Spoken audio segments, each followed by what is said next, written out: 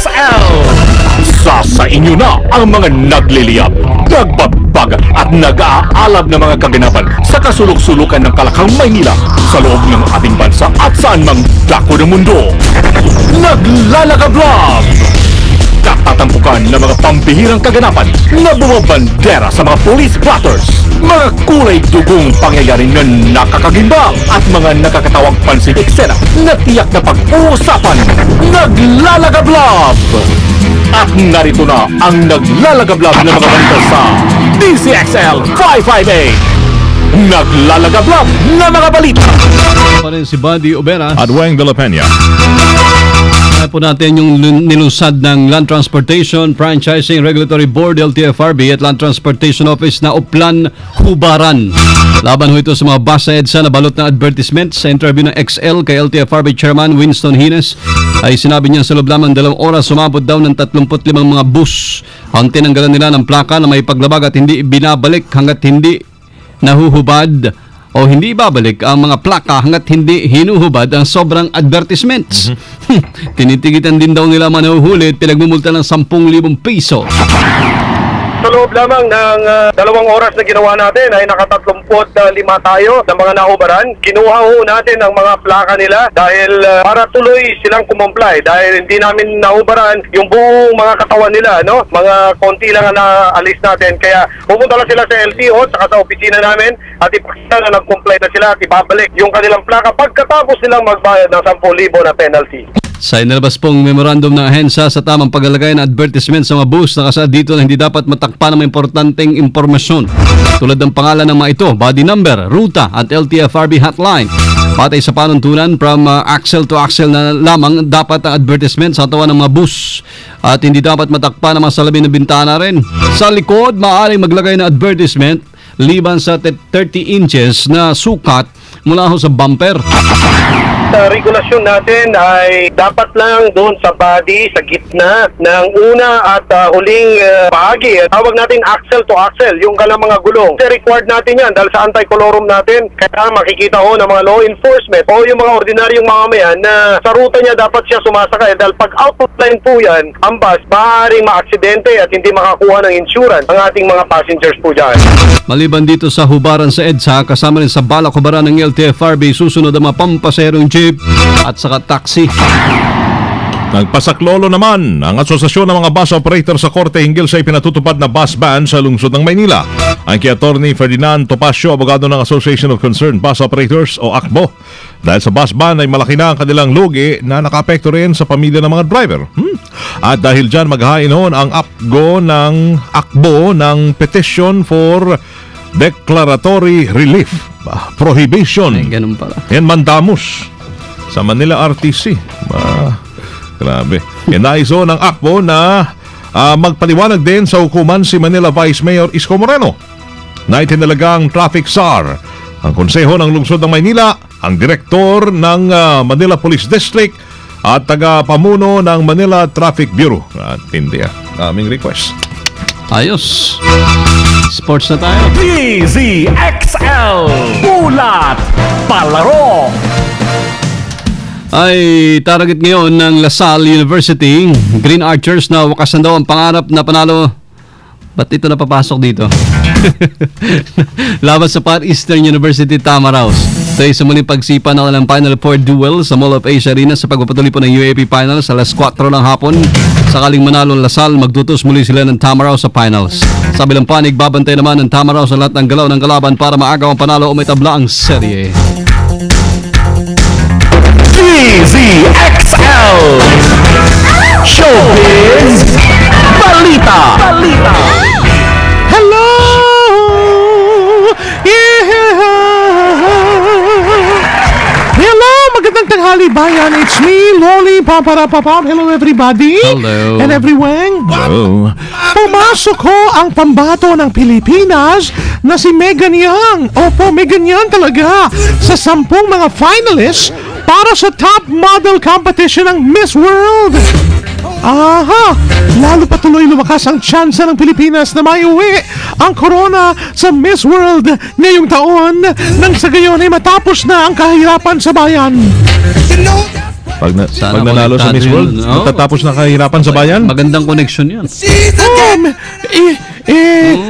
Mukhang tutok na tutok dyan yung mga negosyante kung sino-sino pa As if naman yan ang solusyon sa kahirapan ng bayan.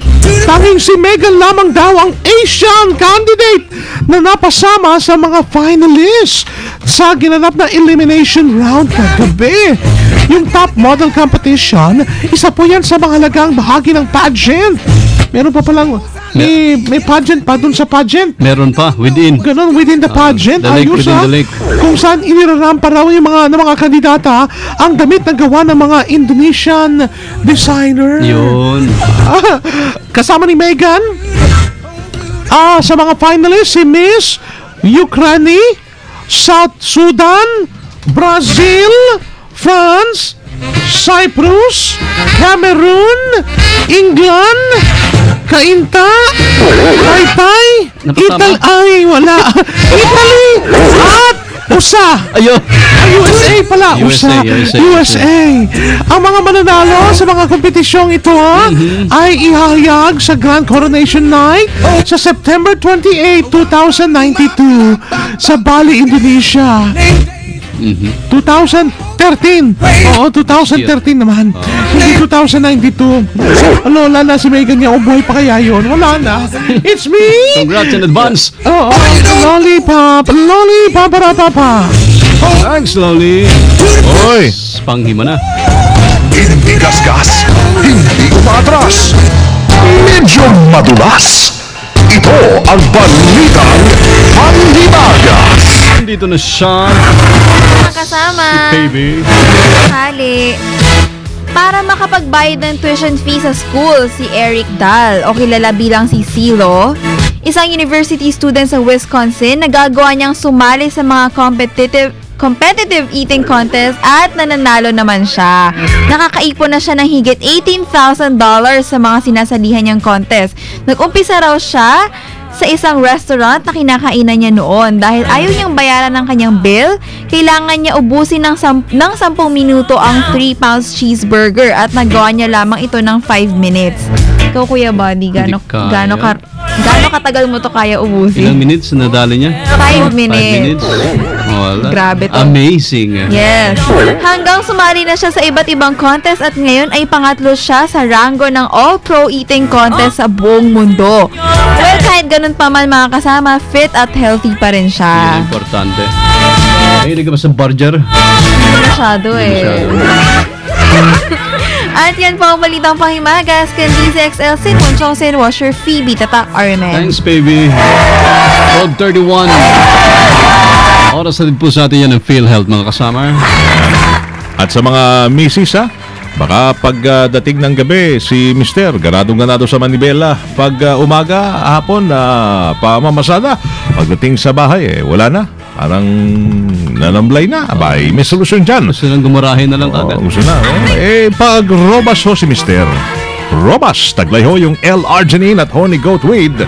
Ang Robas ay nagpapasigla kay Mister para may lakas na ikailambingin ulit, misis. Para sa higit na impormasyon, mag-text sa Robas Hotline 0909-3333-333. Robas Dietary Supplement for Men para sa lalaking astig at hindi umurong sa anumang laban. Para sa umabot na sa Gloria dahil nanalo sa loto, tuloy lang ho ang pagtulong, pagtaya para makatulong sa bayan. Pusong panalo ang PCSO. Thank you. Ben Marshall na kikinig. Robas taxi driver talaga yan, no? Mabibili ho yung Robas pala sa Mercury Drugstores, Watson, Generics Pharmacy, at Generic at SM at Susan Supermarket. Thank you. Paano? Thank you lang kay Mr. Rene Garcia ng Renew Placenta. Yan. Ayan. And, huwag natin kalimutan, masarap ang araw ngayon, pagkain dahil birthday ni Ate Grace Jackson. Aba! Ay, my goodness. Aba. Bumata na naman si Ate Grace. God Debut bless na. you more. Umabot na pang ilang debut na to. Maraming beses na. Maraming beses na debut na. At dahil dyan, binabata rin na may birthday, ang isa pang may birthday. Happy Debut. birthday daw kay Cedar Bong Revilla from Ate Grace Jackson. Senador, Panday! Ato na may birthday, happy birthday ha sa inyong lahat. Dire-diretso na ho tayo sa pananghali at biyahe. Ingat lang po mga kasama. Kalakablab na balitang tatak RMN ninyo na pahinga sa DCXL 558. Tanghali ho ng Miyerkules. Happy birthday ulit natin. May pa-lunch ba? Meron. Meron daw. Grabe. Para tago lang. Hindi nyo daw Lalabas-labas ka ng konti dyan. Hindi daw walang makakalam. Yeah. Salamat. Ngayon tanghali ho ng Miyerkules, September 25, 2013. Kasama niyo po, Serbisyo Publiko from the province of Occidental Mindoro. Mabuhay. Ako si Buddy Obera. At from the city of Zambo, Elisares Primo Hermano, Weng de la Peña. Kami pong lahat sa DCXLI. Tatak RMN. Sumainyo ang 15 minutong kalipunan ng mga pinakahuling kaganapan sa Kalakang Maynila, sa ating bansa at saan mang dako ng mundo. Naglalagablab! Dito lamang sa Unang Pihit, DZXL 558, ang bagong kasama mo.